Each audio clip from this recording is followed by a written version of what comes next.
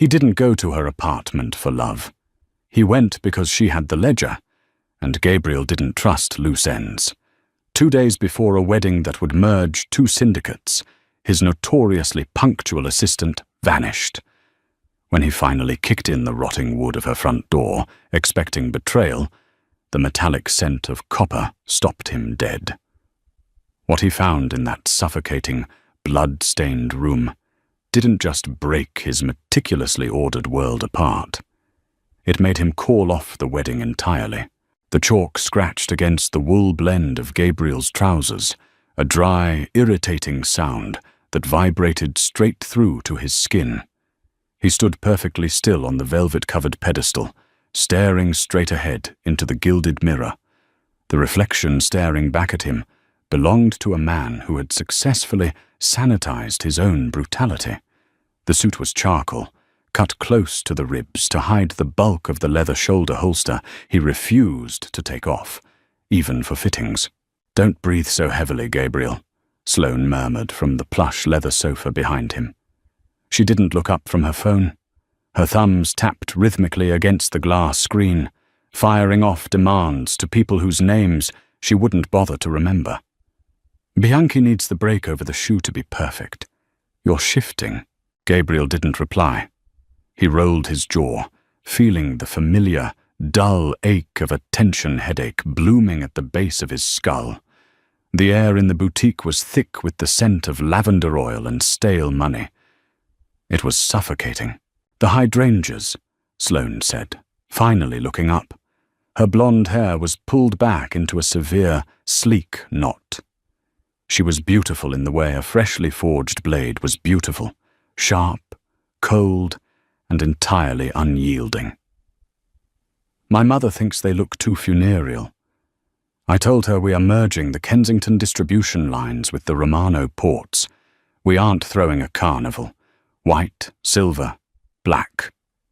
That's the palette. Whatever you want, Sloane," Gabriel said, his voice flat. It was a transaction, a contract sealed in imported silk and 300 guests. He didn't love her. She didn't love him. They understood each other perfectly, which was exactly why the arrangement was supposed to work. But as Bianchi pinned the cuff, driving a silver needle through the fabric with a practiced flick of his wrist, Gabriel's focus drifted. He looked at the empty space beside the changing screen. Nora wasn't there. Nora Quinn had been his assistant for 4 years. She was the buffer between his violent, chaotic reality and the sterile corporate front he maintained.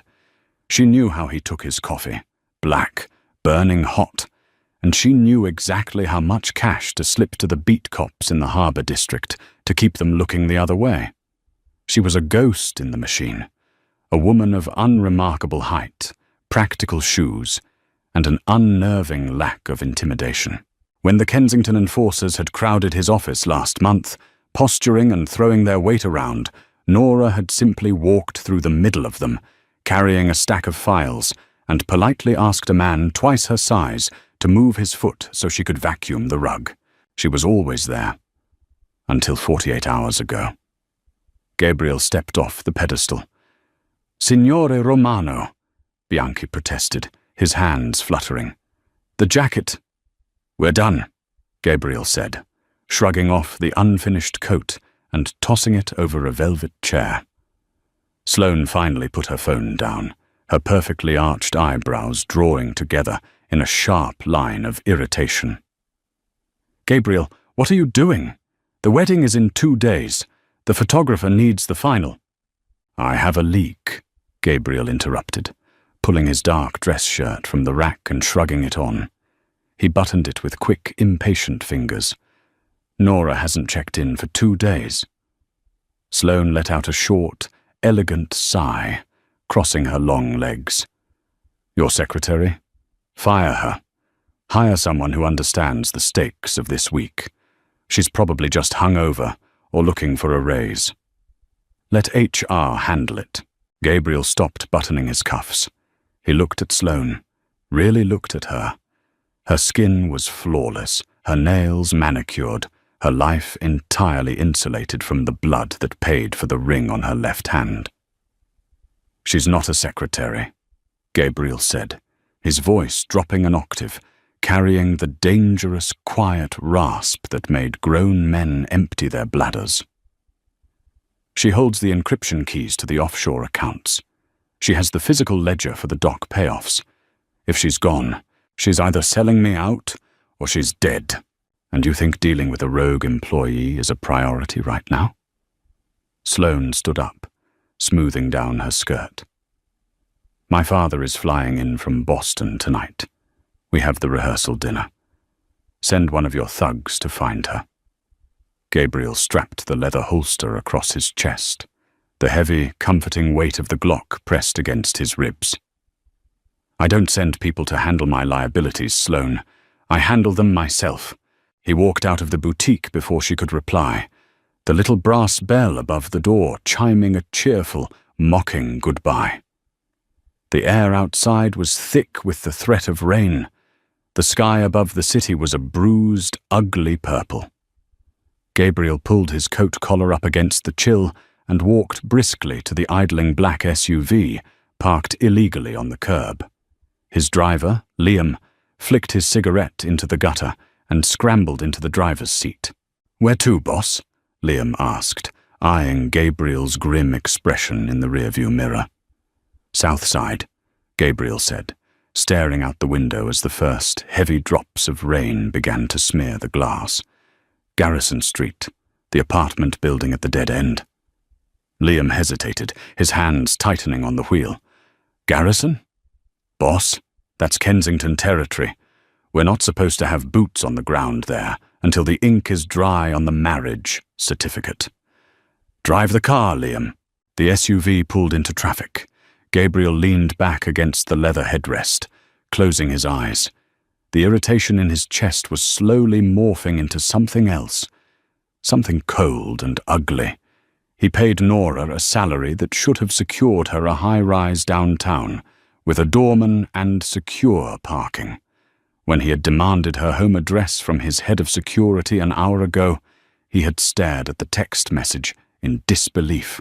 Garrison Street was a decaying artery of the city, choked with condemned buildings and desperate people. It was the kind of place where streetlights were shot out for privacy, and the police only came to collect bodies. Why was she living there? What kind of game was she playing? He thought back to the last time he saw her. Tuesday evening. The office was empty. She was standing by the shredder, feeding documents into the machine. She had looked tired. Her skin, usually a pale, healthy cream, had been sallow. He had noticed a bruise on her jawline, partially covered by poorly matched concealer. When he asked her about it, she had offered a dry, flat smile and blamed an open cabinet door. He had accepted the lie because it was convenient, because he had a wedding to plan. Gabriel opened his eyes, feeling a sudden, sharp twist of self-disgust. He had ignored the warning signs. If she had taken the ledger to the Kensingtons to derail the merger, he would have to kill her. The thought sat heavy in his stomach, a leaden weight that tasted like ash. He didn't want to kill Nora. He wanted to shake her. He wanted to demand why she had disrupted his perfectly ordered life. The city shifted around them as they drove. The glass and steel towers of the financial district gave way to the crumbling brick and rusted iron of the industrial sector. The rain fell harder now, a steady, rhythmic drumming against the roof of the SUV. The streets narrowed, littered with overflowing dumpsters and broken glass that crunched beneath the heavy tires. "Pull over here," Gabriel ordered, as they approached a row of 4-story brick buildings that looked like they were slouching against one another for support. "I should come with you," Liam offered, putting the car in park and reaching for the door handle. "Stay with the car. Keep the engine running." Gabriel stepped out into the rain. The cold water immediately soaked through the shoulders of his coat. He didn't run. He walked with deliberate, heavy steps toward the entrance of the building. There was no buzzer. The glass in the front door had been smashed out, and temporarily patched with a sheet of warped plywood. He pushed the door open. The hinges screamed in protest. The stench hit him the second he crossed the threshold. It was a suffocating cocktail of boiled cabbage, stale cigarette smoke, and the sharp, chemical tang of bleach trying and failing to mask the scent of cat urine. The hallway was narrow, the walls painted a sickly, institutional green that was peeling away in long, dry strips. A single fluorescent tube flickered on the ceiling, buzzing like an angry hornet. Gabriel's hand instinctively brushed against the lapel of his coat, feeling the hard outline of his gun. He moved silently up the stairs. The wooden steps groaned in protest under his weight. He passed the second floor, then the third. The sounds of life bled through the thin walls, a baby crying relentlessly, the muffled, tinny dialogue of a game show on a cheap television, an argument in a language he didn't recognize. It was a world of survival, raw and unpolished, the exact opposite of the world he had just left, the exact opposite of Sloane. He reached the fourth floor, apartment 4B. The door was heavy, solid oak that looked out of place in the dilapidated building, though the wood was deeply scratched near the lock. Gabriel reached out, turning the brass knob. It didn't catch. The latch was completely broken, the metal casing splintered. He pushed the door open, drawing his weapon in one fluid, practiced motion. He stepped inside, sweeping the room with the barrel of the gun. The apartment was freezing. It was colder inside than it was out in the rain. There was no heat. Gabriel stood in the entryway, blinking against the gloom. The shades were pulled down over the single window, casting the room in a heavy, grey twilight. He lowered the gun slightly, his brow furrowing. There was no furniture. None. The living room was an empty expanse of scuffed hardwood floor. No couch, no television, no rugs. The only object in the room was a cheap folding table pushed against the far wall. On it sat a bulky, outdated laptop, a stack of heavily encrypted external hard drives, and a neat, meticulously organized row of manila folders. His folders, the syndicate's business. Where was her life? Where was the money he paid her? "Nora!" he called out. His voice sounded too loud in the hollow space, harsh and intrusive. No answer, only the sound of the rain lashing against the glass. Gabriel moved further into the apartment. He checked the tiny galley kitchen. The refrigerator was unplugged, the door hanging open to reveal empty wire shelves. The sink was dry. He turned down the short hallway toward the bedroom and the bathroom. That's when he saw it, smears of dark, rusty brown on the linoleum floor. Not splatters, drags. The dragging marks of someone who couldn't lift their own weight, the metallic scent of copper, sharp and heavy, cut through the damp cold of the apartment. Gabriel's pulse kicked against his throat. He followed the trail. It led to the half-open bathroom door. He pushed the door wide. The hinges didn't creak. Nora was sitting on the floor, wedged in the narrow space between the chipped porcelain bathtub and the toilet. She was illuminated by a single, bare bulb hanging from a wire above the sink. She wasn't dead, but she looked like she was trying to be. She was wearing an oversized grey t-shirt, completely soaked through with sweat and dark, blossoming stains of blood. Her bare legs were splayed out in front of her. A thick, bloody towel was wadded up and pressed hard against her left thigh. Her head lolled to the side against the bathtub. Her skin was the color of old parchment, grey, translucent, stretched tight over the bones of her face. The bruise he had seen on Tuesday was now a massive, ugly sprawl of purple and yellow, covering half her face. Her lower lip was split. She wasn't holding a phone. She wasn't holding his ledger to sell to the Kensingtons. She was holding a curved needle, threaded with thick black nylon. Her hands were shaking so violently she couldn't find the grip to push it through her own skin. Gabriel froze. For a man who had built an empire on violence, who had watched men die without his heart rate spiking, the sight of his quiet, unassuming assistant trying to stitch up her own bullet wound in a freezing, empty bathroom felt like a physical blow to the sternum. He dropped his gun on the edge of the sink. It landed with a heavy clack. Nora's head snapped up. Her eyes, usually sharp and observant, were glassy and unfocused with fever.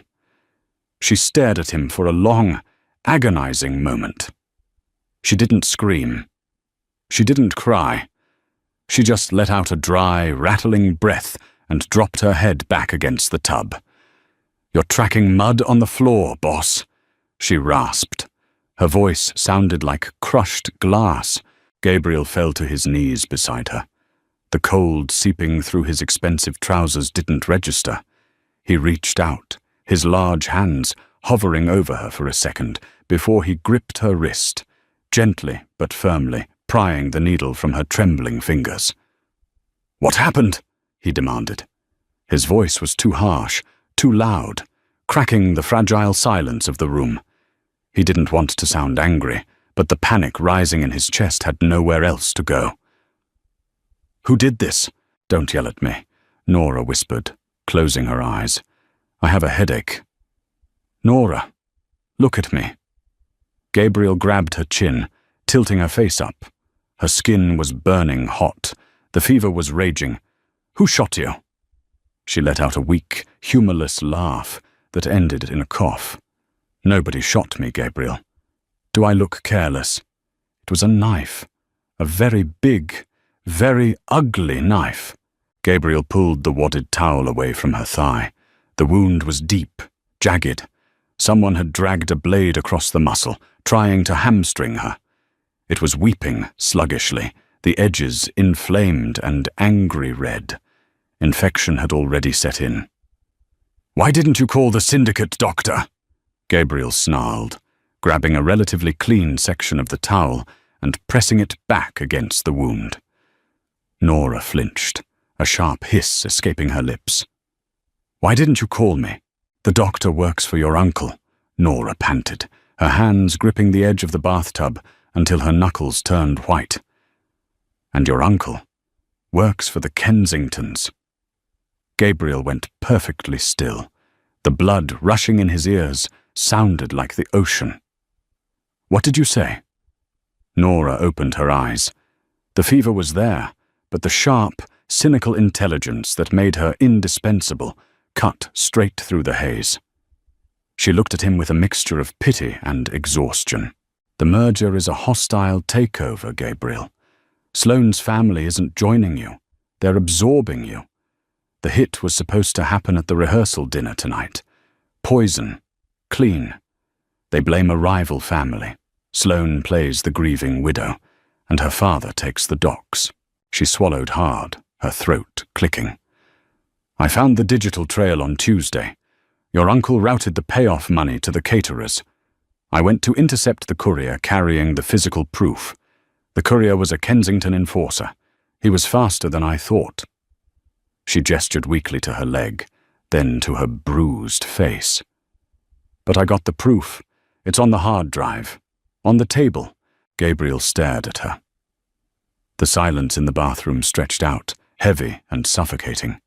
He thought of Sloane, sitting in the boutique, complaining about the color of the flowers while she planned his funeral. He thought of his uncle, kissing him on the cheek at Christmas. And then he looked at Nora, living in a freezing box, bleeding out on cheap linoleum. Protecting him. "Why?" Gabriel asked. The word was stripped of all authority. It was just a raw, desperate question from a man who suddenly realized he was standing on quicksand. "Why didn't you bring this to me immediately? Why are you living like this?" Nora let her head roll toward him. A cynical, tired smile ghosted across her split lip. "Because you were picking out suits, Gabriel. You wanted this merger so badly you stopped looking at the shadows." If I brought it to you without ironclad proof, you would have thought I was trying to sabotage the wedding." She looked away, staring at the peeling paint on the opposite wall. "And I live like this because my mother's medical care costs $8,000 a month. The facility is nice.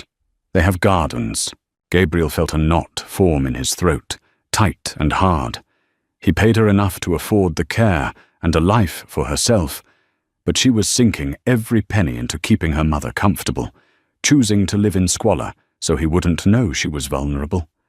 She didn't want him to think she was a liability. "Hold still," Gabriel commanded, his voice dropping to a low, rough rumble. Gabriel didn't ask permission. He shoved his $3,000 bespoke suit jacket aside, rolled up his sleeves, and opened the small, pathetic first aid kit sitting on the toilet seat. He found a bottle of rubbing alcohol. "This is going to burn," he warned. "Just do it," Nora gritted out, grabbing the rim of the bathtub with both hands. He poured the alcohol directly over the jagged slice in her thigh. Nora's back arched, a strangled, guttural sound tearing from her throat. She bit down on her own shoulder to keep from screaming, her body trembling violently under his hands. Gabriel's jaw locked. He felt every tremor passing through her. He threaded the needle with steady, mechanical precision. He had sewn up his own men before, in basements and back alleys, but this felt different. Every puncture of the needle through her pale skin felt like an indictment of his own blindness. "You're heavy-handed," Nora gasped, her forehead slick with sweat. "You should have let the courier go," Gabriel said, his voice hard, focusing entirely on pulling the nylon thread tight. "You are an administrator, Nora, not muscle." "I protect my desk," she snapped back, though it lacked heat. "And you sit behind it. You could have died. I'm not dead yet. Stop nagging." He tied off the stitch, snipping the thread with a pair of tiny, rusted scissors. He grabbed a roll of gauze and began wrapping her leg, pulling it tight enough to stem the bleeding, but gentle enough not to cause more pain. As he worked, he noticed the other marks on her. A faint, silver scar on her collarbone. A burn mark on her wrist he had never seen because she always wore long sleeves. She was a map of quiet, unacknowledged violence. She took the hits meant for his empire, swallowed the pain, and handed him his morning coffee with a blank face. He finished the knot on the bandage.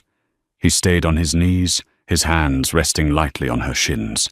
His dark shirt was ruined, stained with patches of her blood. He smelled like cheap alcohol and sweat.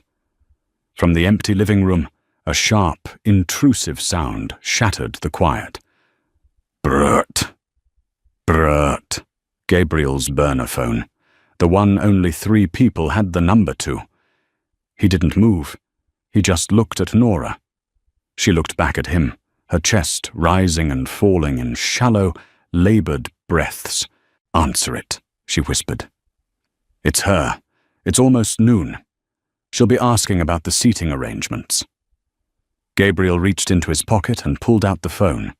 The screen glared brightly in the dim bathroom, displaying Sloane's name. He hit accept, putting the phone to his ear, but keeping his eyes locked on Nora. "Where are you?" Sloane's voice was tinny, sharp, and impatient. "Liam said you went to the south side. Gabriel, the caterer is threatening to walk if we don't finalize the truffle risotto versus the wild mushroom." Gabriel stared at the blood on his hands. It was sticky, drying into the creases of his knuckles. He thought of his uncle. He thought of the poison.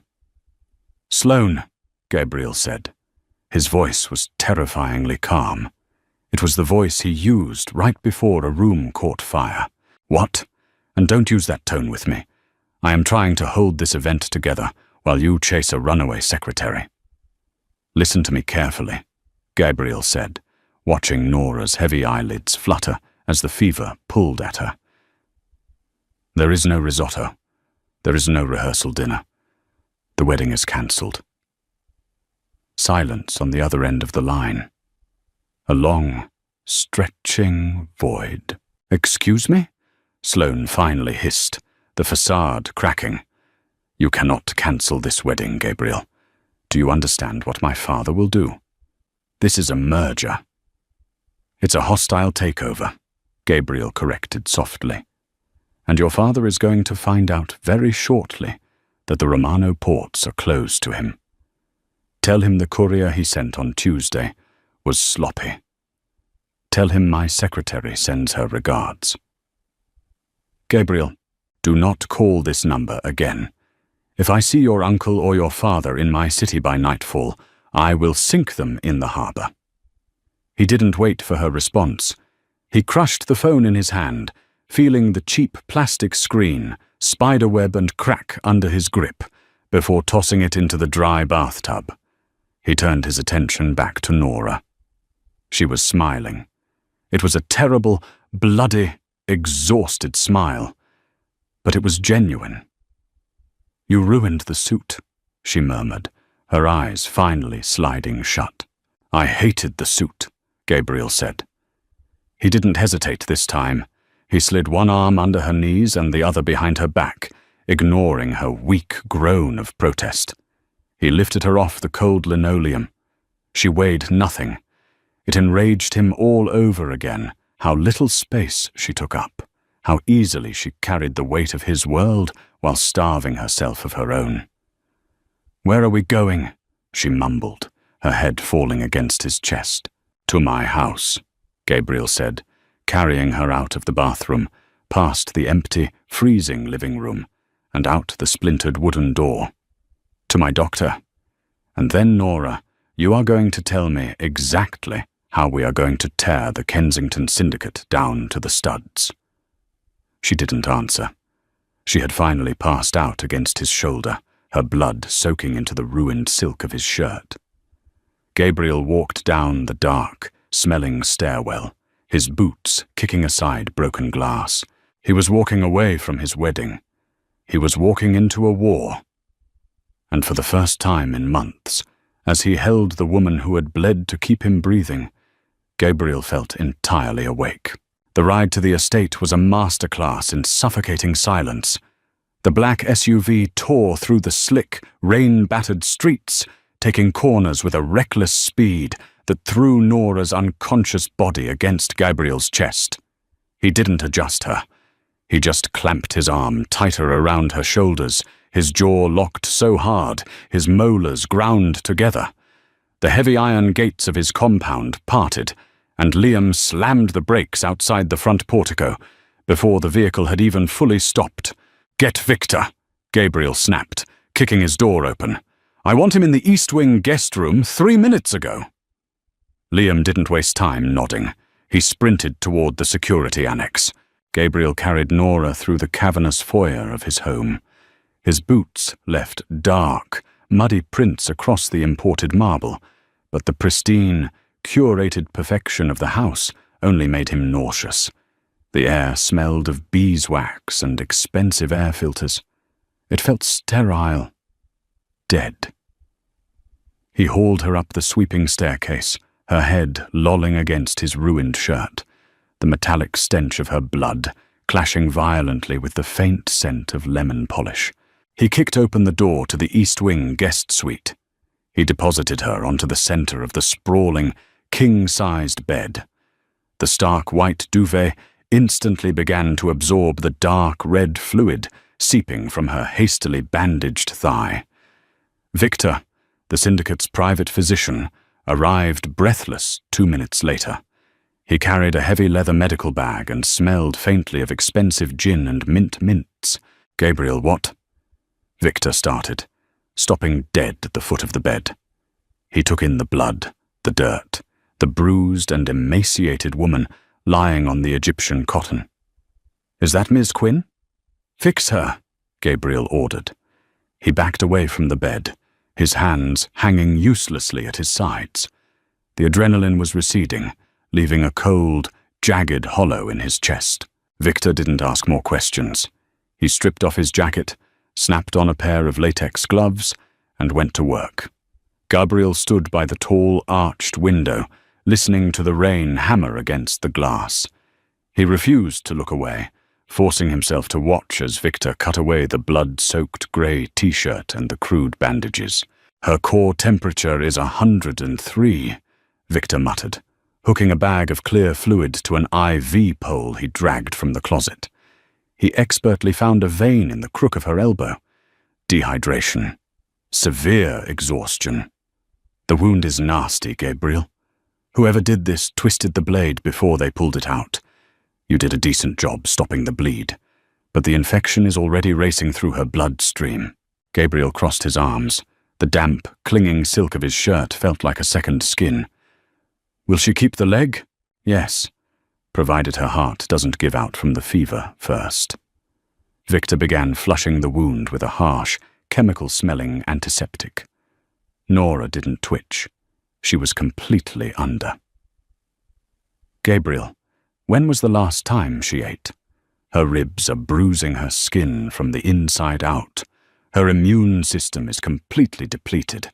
It's like she's been running on fumes and black coffee for a year." The words felt like a physical strike. Gabriel looked at Nora's collarbones, sharp and protruding beneath the harsh overhead light. He thought about the catered lunches he expensed to his office, the heavy, rich meals he ate while she sat at her desk outside his door, quietly organizing his empire. He had never once asked if she had eaten. He assumed she took care of herself. He assumed his money insulated her from hardship. He had assumed wrong. "Pump her full of whatever antibiotics you have," Gabriel said, his voice flat, devoid of the tremor he felt in his hands. "If she needs a transfusion, take it from me. I'm O negative." Victor paused, looking over his shoulder. The doctor's eyes were sharp, evaluating. Gabriel Romano did not bleed for his employees. He bled his enemies. But Victor merely nodded, turning back to his patient. "I'll stabilize her. But she needs sleep, Gabriel. Real sleep. Not passing out from blood loss." There was a heavy knock on the bedroom door. Liam stood in the frame, holding the stack of encrypted hard drives and the manila folders he had retrieved from the squalid apartment on Garrison Street. "Put them in my study," Gabriel told him. Liam hesitated, glancing at Nora's motionless form on the bed. "Boss, the phones are melting down. Sloane's father just landed at the private airstrip, and your Uncle Carlo is asking why the rehearsal dinner at the restaurant was abruptly cancelled by security. He wants a face-to-face." Gabriel looked away from the bed. The guilt, the jarring realization of his own failures, crystallized instantly into a cold, focused rage. "Tell Carlo I'll meet him," Gabriel said softly. "Tell him to come here." The study smelled of aged leather, rain, and the sharp tang of gun oil. Gabriel sat behind his massive mahogany desk, a rag in one hand and the disassembled slide of his Glock in the other. He wiped down the springs with mechanical, rhythmic precision. The encrypted hard drives sat in a neat stack next to his elbow, an impenetrable brick wall holding the secrets of his impending demise. He had tried the standard syndicate bypass codes. Nothing worked. Nora had locked them down with an algorithm he couldn't crack. Down the hall, the house was entirely silent, save for the ticking of the grandfather clock in the foyer. It was 3 a.m. He slapped the slide back onto the frame of the gun, racking it once. The sharp, metallic clack echoed off the vaulted ceiling. He shoved the weapon into his shoulder holster. A soft, dragging sound caught his attention. It wasn't the heavy tread of his guards. It was a friction sound, fabric against hardwood. Gabriel stood up, his hand dropping instinctively toward his chest. He moved silently to the door of the study and pulled it open. Nora was leaning heavily against the doorframe of the guest room at the end of the hall. She was a ghost. She wore one of Gabriel's oversized black button-down shirts, which Victor had clearly found in his closet and put on her after cleaning her up. It fell to her mid-thigh, swimming on her frail frame. Her left leg was heavily bandaged, a thick brace locking her knee straight. Her right hand gripped the aluminum pole of the IV stand, using it as a makeshift crutch. She looked absolutely wrecked. Her face was a mottled canvas of purples and sickly yellows, her hair a damp, tangled mess against her neck. But her eyes, staring down the long, shadowed hallway at him, were violently awake. "Get back in bed," Gabriel ordered. His voice was a low rumble, carrying across the polished floors. Nora didn't listen. She never really did, he realized. She just managed his demands in a way that made him think he was in control. She took a step forward, dragging her stiff leg, the wheels of the IV pole squeaking softly. Gabriel swore under his breath and closed the distance in 5 long strides. He stopped right in front of her, his hands hovering, unsure where to grab her that wouldn't cause her pain. "I said get back in bed, Nora. You're bleeding through the dressing." "I heard cars," she rasped. Her voice was thin, completely ruined by dehydration. "Gravel crunching. You sent Liam out." "Liam is pulling the guards from the harbor and redirecting them to the perimeter of this estate. Now, bed." "You can't read the drives," she said, ignoring his command entirely. She leaned her weight onto the IV pole, her knuckles white. She tilted her head back to look up at him. "You don't have the encryption key. You're flying blind, Gabriel." He stared down at her. The scent of Victor's sharp antiseptic lingered on her skin, mixed with a faint, underlying smell that was purely her, something like dry paper and rain. "I can handle my uncle and the Kensingtons without a spreadsheet." "No, you can't," Nora fired back, a spark of genuine irritation finally breaking through her exhaustion. Carlo didn't just route the caterers' money, he gave them the layout of the South Armory. He gave them the shift rotations for your personal detail. If you go to war tonight without knowing exactly what he sold them, they will slaughter your men. Her chest heaved, the effort of speaking draining the little color she had left in her face. She swayed dangerously on her good leg. Gabriel caught her by the waist. His large hand splayed flat across the soft cotton of his shirt, pulling her flush against his chest. She gasped, a short, sharp intake of breath, her hands flying up to grip his forearms. For a second, neither of them moved. The physical contact was jarring. For 4 years, they had existed in a sterile, professional orbit, never touching, never crossing the line of the desk. Now, she was pressed against him, burning with fever, her heart hammering against his ribs like a trapped bird. She felt impossibly small, yet she was holding the entire weight of his survival in her bruised head. "Let me go," she muttered, looking down at his chest, refusing to meet his eyes. "You're going to fall." "I'm going to the study," she corrected, her voice tight with a strange defensive panic. "I need my laptop." "You need a hospital." Gabriel shifted his grip, fully intending to pick her up again. Nora's hands tightened on his arms, her short nails digging into his skin. "Gabriel, please." The word stopped him. She never said please. She organized, she executed, she informed, she didn't beg. He finally looked at her face, really looked at the raw, unfiltered terror pooling in her dark eyes. It wasn't fear of the Kensingtons. It was fear of being useless. She had starved herself and lived in squalor to prove she could handle her burdens alone. Being helpless, being carried, it terrified her more than a bullet. He slowly released his grip on her waist, though he kept his hands close. 1 hour, Gabriel compromised, his voice dropping to a gravelly whisper. "You give me the keys, you show me the drops, and then I am sedating you myself." Nora offered a ragged, bloody smirk. "Deal." The heavy leather of Gabriel's desk chair swallowed her. He had wheeled it around to the front of the desk, refusing to let her walk the extra 5 feet behind it. He dragged a heavy wooden stool over for her injured leg, propping it up carefully. Nora didn't wait for him to finish hovering. She pulled the laptop toward her, her fingers flying across the keys. The movement was jerky, uncoordinated from the fever and the lingering effects of whatever painkillers Victor had pumped into her IV, but her muscle memory was flawless. Gabriel stood directly behind her chair, his hands resting on the high leather back. He watched the screen boot up, watched lines of code scroll past as she bypassed the first layer of security on the hard drive. "You're shaking," Gabriel observed quietly. "Caffeine withdrawal," Nora lied. Her teeth were chattering. Gabriel turned and walked to the small wet bar in the corner of the study. He poured a finger of aged whiskey into a crystal glass, walked back, and set it on the desk next to her trackpad. "Drink it.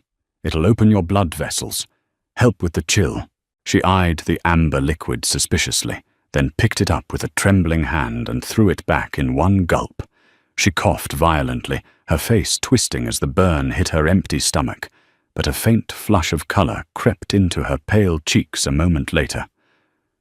"Better?" he asked. "Disgusting," she croaked, setting the glass down. "Okay, I'm in." The screen flickered, revealing a massive, heavily indexed spreadsheet. It was a digital map of Gabriel's ruin. "Filter by the last 30 days, Gabriel ordered, leaning closer. His chest brushed the back of her chair. Nora tapped the trackpad. The list truncated. "Here. Carlo initiated 7 transfers from the shell company that handles the dock tariffs. Small amounts, under the radar. But look at the routing numbers." "Cayman," Gabriel said, his eyes narrowing. "Sloane's father's preferred bank." "Exactly. But it's not just money, Gabriel. Look at the attached files." Nora clicked on a small paperclip icon next to a transaction dated from Tuesday morning, the day she had disappeared. A blueprint filled the screen. It was the Romano shipping warehouse on Pier 4. Red X's marked the structural weak points, the blind spots in the security cameras, and the exact location of the breaker box. "That warehouse holds the smuggled munitions from the Irish," Gabriel said, the temperature in the room plummeting. "If the Kensingtons hit that, the explosion will level 3 city blocks, and the police will blame me for domestic terrorism." "They aren't hitting it to blow it up," Nora corrected, her fingers flying over the keys again. She brought up an intercepted email, heavily encrypted, but broken down into plain text. "They're hitting it to steal the munitions. Sloane's father wants your guns to arm his own men for the takeover. The hit is scheduled for 4 a.m. Gabriel looked at the clock on his desk. It was 3:15 a.m. "Carlo is leading the strike team," Nora added softly. "He sent an email to Sloane's father, confirming he has the gate codes." The silence in the study was absolute, thick as wet cement. Gabriel stared at the name on the screen. Carlo Romano. The man who had taught him how to shoot. The man who had stood at his father's funeral and sworn loyalty to the bloodline. Gabriel didn't yell. He didn't smash anything. He just inhaled slowly, the scent of the rain outside filling his lungs, and exhaled a long, cold breath. "He's going to Pier 4, Gabriel stated. It wasn't a question. "He's already there," Nora said. She slumped back against the chair, the adrenaline crash hitting her fast and hard. Her eyelids drooped. "He's waiting for the Kensington trucks to arrive." "Liam," Gabriel barked without raising his voice. The study door pushed open instantly. Liam stood there, a tactical shotgun slung across his chest. "Boss? Get the men in the armory. Suppressed weapons only. No heavy explosives. We are going to the docks, and we are going quietly." Gabriel stepped away from Nora's chair, his face a mask of absolute, chilling calm. "Leave 2 men on the perimeter of the house. No one gets in." Liam nodded grimly and vanished. Gabriel turned back to the desk. He opened the heavy-bottomed drawer and pulled out a sleek, compact Sig Sauer. He checked the magazine, slammed it home, and racked the slide. He set the gun on the desk, right next to Nora's empty whiskey glass. Nora stared at the black metal. "I don't know how to shoot." You pointed at the door. "If anyone opens it who isn't me, you pull the trigger until it clicks empty." Gabriel walked around the desk, standing directly in front of her. He reached out, his knuckles brushing lightly against her unbruised cheek. Her skin was still entirely too hot. "Lock the door behind me. Do not open it." "Do you understand?" Nora looked up at him. The cynical, detached assistant was gone. The woman looking back at him was stripped raw, terrified but entirely present. "Gabriel," she whispered. He stopped, his hand resting on the heavy brass doorknob. "Don't make me plan your funeral," she said, her voice shaking. Gabriel's lips curved into a dark, genuine smile. It didn't reach his eyes, which were already dead, and focused on the violence to come. "I cancelled the wedding, Nora," he said softly. "I'm not putting you through catering a funeral, too." He stepped out into the hallway, pulling the door shut behind him. He heard the heavy brass deadbolt slide into place with a definitive thunk. Gabriel turned toward the stairs, the cold logic of the impending slaughter taking over his mind. The Kensington family thought they were orchestrating a quiet corporate merger. They had no idea they had just woken the monster. The docks at Pier 4 smelled of diesel exhaust, rotting kelp, and rusted iron. The rain had slowed to a persistent, freezing drizzle, leaving the world slick and coated in a greasy sheen. Gabriel stepped out of the black SUV, his boots hitting the cracked asphalt without a sound. He didn't slam the door, he just pushed it until the latch clicked. Liam fell in beside him, carrying the suppressed tactical shotgun at a low ready. Out of the shadows of the stacked shipping containers, 6 more of Gabriel's men materialized. They were dressed in flat black, their faces obscured by the collars of their wet jackets. Nobody spoke. They had memorized the blueprints Nora had pulled. They knew the blind spots. They knew the angles. 3 trucks approaching from the South Access Road, Liam whispered, pressing an earpiece deeper into his ear. "Heavy suspensions. They're empty. Ready to load the crates." "Cut the power to the halogen towers," Gabriel said, his voice entirely devoid of inflection. "When the trucks kill their engines, we move. No survivors on the Kensington side. I want a complete blackout." A heavy metallic clunk echoed across the yard as the main breaker was thrown. The towering yellow security lights died instantly, plunging the pier into an aggressive, suffocating darkness. The only illumination came from the sickly orange glow of the city skyline, bouncing off the low-hanging clouds. Gabriel unholstered his Sig Sauer. The metal was ice-cold against his palm. He walked forward, sliding between 2 towering stacks of red and blue shipping containers. The air grew tighter. He could hear the low, throaty hum of the Kensington box trucks rolling through the main gate, their headlights cut. They were arrogant. They thought they had the keys to the castle. They parked in a neat row in front of Warehouse 7. The heavy roll-up door of the warehouse was already open. Standing just inside the threshold, illuminated by the beam of a single tactical flashlight, was Carlo Romano. Gabriel stopped. He stood in the shadow of a rusted crane 30 feet away, watching his uncle pull a silver flask from his coat, unscrew the cap, and take a long drink. Carlo looked relaxed. He looked like a man who had just secured his retirement. 3 Kensington enforcers hopped out of the lead truck. They were big men, carrying unsuppressed assault rifles, moving with the sloppy confidence of a crew that expected no resistance. "You got the codes for the inner vault, Carlo?" the lead enforcer asked, his voice carrying over the sound of the water slapping against the wooden pylons. "Already punched in," Carlo replied, wiping his mouth with the back of his hand. "Make it quick. Gabriel is busy looking for his missing secretary. He won't notice the armory is empty until tomorrow afternoon." Gabriel stepped out of the shadows. He didn't run. He didn't shout. He just walked into the open yard, the gravel crunching softly beneath his boots. Carlo saw him first. The older man's hand froze mid-air, the silver flask slipping from his grip and clattering against the concrete. The liquid spilled out, dark and smelling of cheap brandy. "Gabriel!" Carlo choked out. The 3 Kensington men spun around, raising their rifles. They never got the chance to pull the triggers. From the darkness above the shipping containers, Liam and the strike team opened fire. The suppressed weapons sounded like heavy staple guns. Thwip, thwip, thwip. It was incredibly, brutally fast. The lead Kensington enforcer dropped instantly.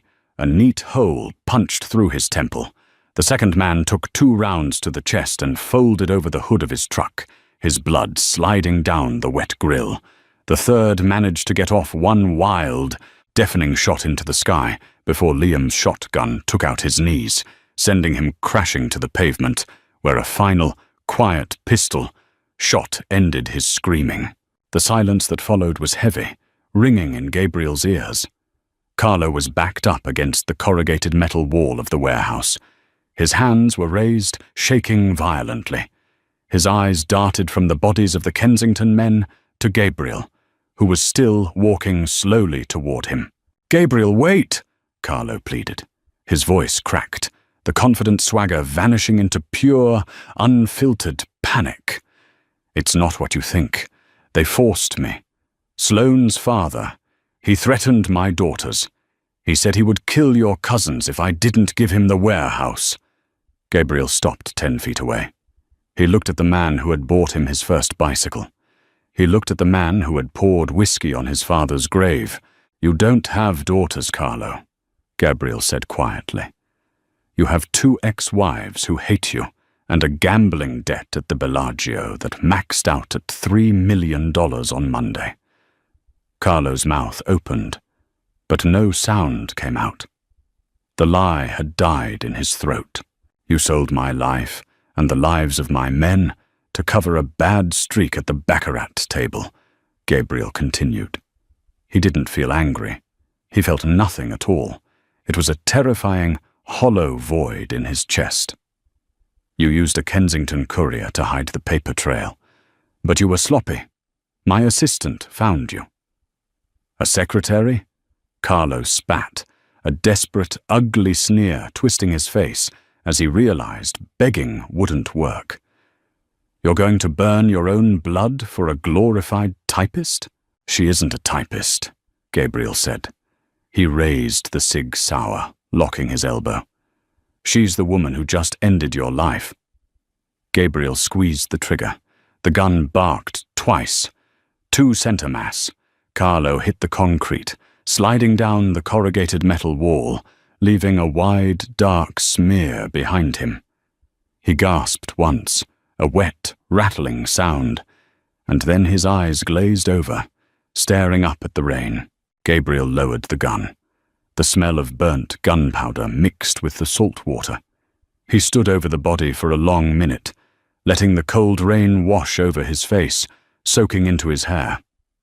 "Boss," Liam said quietly, stepping up beside him. "The trucks are secure. No one else is coming." "Load the bodies into the back of the Kensington trucks," Gabriel ordered, turning his back on his uncle. "Drive them to the airstrip. Leave the trucks parked directly in front of Sloane's father's private jet. Leave the keys in the ignitions." Liam nodded. "And Carlo?" Gabriel paused. He looked down at the silver flask sitting in the puddle of brandy and rainwater. "Put him in the driver's seat. Let Sloane's father see exactly what happens to his investments." He walked back to his SUV. The adrenaline was leaving his system, replaced by a deep, aching exhaustion. He slid into the driver's seat, slamming the door shut, and turned the key. He didn't look back at the warehouse.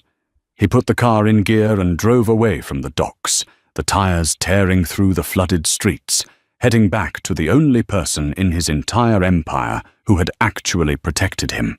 The drive back felt endless. Gabriel's hands gripped the leather wheel until his knuckles ached. His suit weighed heavily on his shoulders, reeking of damp wool, gunpowder, and the copper tang of blood. When he walked into the pristine, lemon-scented foyer of his estate, the luxury turned his stomach. The real world was the freezing bathroom on Garrison Street. He walked down the shadowed corridor to his study. The brass knob didn't turn. The deadbolt was thrown. He leaned his forehead against the cool wood, a tight knot forming in his throat. She had listened to him. "Nora," he said softly. A heavy wooden stool scraped across the floorboards inside. The deadbolt snicked back. The door cracked open, revealing Nora's dark, exhausted eye. The door swung wide. She was slumped against the frame, swallowed by his oversized black shirt. In her right hand, dangling toward the floor, was the Sig Sauer. Her finger rested flat outside the trigger guard, but her grip on the metal was white-knuckled. Gabriel stepped inside, kicking the door shut. He reached out, gently wrapping his large hand around the barrel of the gun, easing it from her rigid fingers. He engaged the safety and tossed it onto the sofa. "You didn't shoot me," Gabriel noted, his voice rough. "You knocked," Nora whispered, scanning his ruined shirt, the dark stains on his cuffs. "Did you?" "Carlo is dead. The Kensingtons leave tomorrow." Nora closed her eyes. The tension snapping in her shoulders took her balance with it. Her good leg buckled. Gabriel caught her mid-collapse, scooping her up against his chest. She didn't fight him. She just rested her bruised cheek against his damp shoulder, her breathing shallow. He carried her past the desk, ignoring the laptop screen still displaying his uncle's ruined empire, and walked straight into his private master suite. He bypassed the guest room entirely. The room was warm, heated by a stone fireplace. He laid her gently in the center of the massive bed. "I need to wash," Gabriel said, staring at his grease and blood-stained hands. "Don't move." "Can't feel my leg anyway," she murmured. In the ensuite, Gabriel turned the water on scalding hot. He scrubbed away the docks, the gunpowder, and his uncle's memory, watching pink-tinged water swirl down the marble drain. He stripped off his ruined suit and shirt, toweled off, and walked back in, wearing only his dark trousers. Nora was staring at the ceiling. Gabriel sat on the edge of the mattress. "Victor said you need sleep." "My brain won't shut off," she replied, rolling her head to look at his bare chest, the syndicate ink, the pale scars. "What happens tomorrow?" I explained the new terms of existence to Sloane's father. "Sloane was a strategic alliance," she said, her voice thin but stubborn. "If you cut the Kensingtons off, you lose 20% of your gross margin." Gabriel let out a harsh, disbelieving laugh. He leaned over, bracing his hands on the mattress beside her shoulders. The fever heat still radiated off her skin. "I just dismantled a hostile takeover, executed my own blood, and carried you out of a slum. And you are quoting gross margins at me. Someone has to keep the books balanced." "I was blind without you," he corrected softly. The professional distance they had meticulously maintained for 4 years vanished. He brushed his thumb gently against her jawline. "Your mother's facility is fully funded through my private trust. The apartment on Garrison Street is done. Liam is packing your things, and then he's burning that building to the ground." Nora's lips parted. "You can't just mandate my life." "I just did." He leaned closer, smelling the sharp antiseptic on her skin. "You bled for me. You are never going back to a desk outside my door. You are staying in this room." She swallowed hard. "I'm your assistant." "No," Gabriel whispered, the desperate need in his chest settling into a cold, possessive certainty. "You're my partner. And if anyone ever looks at you sideways again, I will tear their eyes out." Nora looked at the man who had orchestrated a slaughter, looking at her as if she anchored him to the earth. She let out a long, slow breath, the pragmatic walls finally falling away. "I prefer wild mushroom over the truffle risotto anyway," she mumbled, her heavy eyelids sliding shut. Gabriel's chest hitched with a genuine, quiet laugh. He pulled the dark linen sheets over her shoulders. He didn't leave. He lay down on top of the covers beside her, watching the shadows dance on the ceiling, listening to her breathe. The sunlight cut through the tall windows of the master suite like a physical blade, bright and uncompromising. Gabriel was already awake. He stood by the window, wearing a fresh white shirt, the sleeves rolled up to his elbows, a cup of black coffee in one hand, and a newly activated burner phone in the other. It was 8 a.m. The phone vibrated against his palm. The caller ID was a Boston area code. Gabriel took a slow sip of his coffee. The bitter heat coated his tongue. He hit accept and brought the phone to his ear. "Gabriel," Richard Kensington's voice boomed through the speaker. It wasn't the smooth, arrogant tone of a patriarch planning a hostile takeover. It was tight. It was the sound of a man who had just looked into the back of a box truck and seen his own mortality. "What have you done?" "I returned your property, Richard," Gabriel said, his voice smooth, carrying no malice, only absolute authority. "I hope the flight back to Boston was comfortable. You murdered Carlo. You slaughtered my men. This is an act of war." "This is an eviction notice," Gabriel corrected. He turned, looking at the bed. Nora was still asleep, her breathing deep and even, the fever finally broken during the night. The dark bruising on her face was stark against the white pillows, a violent reminder of the price she had paid. Gabriel's eyes hardened. "Listen to me very carefully, Richard. The merger is dead. Sloan is entirely free to pursue other arrangements. But if your syndicate attempts to move product through my ports, if your trucks cross the city line, or if I so much as smell one of your enforcers in my territory, I won't send the bodies back next time. I will bring them to your front door myself." "You arrogant son of a bitch! You can't run the shipping lines without my capital. You'll bleed out in 6 months." "I have better accountants than you think," Gabriel said, his gaze fixed softly on Nora. "Do not call me again." He hung up the phone and dropped it into his pocket. From the bed there was a soft rustle of linen. Nora shifted, wincing slightly as the movement pulled at the stitches in her thigh. She opened her eyes, blinking against the harsh morning light. She looked around the massive, unfamiliar room, her gaze finally landing on Gabriel standing by the window. "Did you shoot the phone?" she asked, her voice raspy with sleep. Gabriel walked over to the nightstand, setting his coffee cup down. "I handled Richard." Nora slowly pushed herself up, bracing her back against the headboard. She looked down at the oversized black shirt she was wearing, then at the heavy brace on her leg.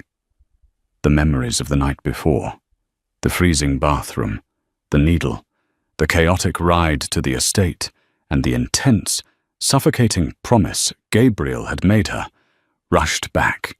She looked up at him. He was watching her with a quiet, intense focus. He wasn't the polished, unapproachable boss this morning. He was the man who had knelt in her blood.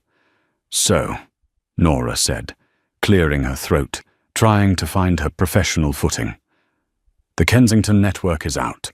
We're going to have to restructure the offshore accounts by Tuesday, or the shell companies are going to flag the IRS." Gabriel leaned over, bracing his hands on the mattress on either side of her hips, effectively trapping her. The scent of soap and black coffee enveloped her. "Stop," Gabriel said softly. "I'm just saying, if we don't pivot, Nora, look at me. She stopped talking. She met his eyes. They were dark, deep, and completely stripped of the corporate mask. Your laptop is locked in the study, Gabriel told her. You are not touching a spreadsheet for 2 weeks. Victor is coming back at noon to check your stitches and start you on a proper diet. You are going to rest. I don't do well with resting, she muttered, a faint flush creeping into her pale cheeks at his proximity. I'm going to get bored. Then I will entertain you, Gabriel replied, his voice dropping to a low, rough register that sent a sudden shiver down her spine. But you are not working. You are healing. Nora looked at the heavy gold watch on his wrist, then at the faint, silver scars on his knuckles. She had spent 4 years organizing this man's life, anticipating his needs, cleaning up his messes. She had thought she was invisible to him. She had thought she was just a ghost in the machine. She raised her hand, her fingers trembling slightly, and rested her palm flat against the center of his chest, right over his heart. She could feel the steady, powerful rhythm of it beneath his crisp shirt. You cancelled a multi-million-dollar wedding for me, she said quietly, stating it not as a question, but as a terrifying fact she was finally accepting. I cancelled a business transaction, Gabriel corrected, his hand coming up to cover hers, pressing her palm tighter against his chest. I burned down a slum for you. I executed my uncle for you. I would have burned the entire city to the ground if I hadn't found you in time. Nora stared at him, the cynical, pragmatic walls she had built around her heart cracking and falling away. There was no fairy tale here. He was a violent, dangerous man, and she was the woman who kept his ledgers. Their hands were both covered in blood. But in the cold, brutal light of the Mafia world, it was the truest form of devotion she had ever seen. Okay, she whispered, her fingers curling slightly into his shirt. Okay, Gabriel. He didn't smile. He didn't need to. He leaned down and pressed his lips softly against her forehead, lingering there, a silent, absolute vow of protection. The game was over. The desk was gone. Nora Quinn was no longer the assistant in the shadows. She was the queen of the board, and Gabriel Romano was never going to let her fall again. And that is how you execute a hostile takeover of the heart. Gabriel didn't just cancel his wedding. He burned his old life to the ground the second he realized Nora was the one truly holding his empire together. Their shift from boss/assistant to an unstoppable, ruthless power couple is exactly the kind of gritty loyalty we love to see. If you loved this dark, intense journey and want more grounded mafia romances where the quiet ones hold all the power, smash that like button, subscribe, and share this video. Tell me in the comments, what was your favorite moment of Gabriel's revenge? See you in the next story.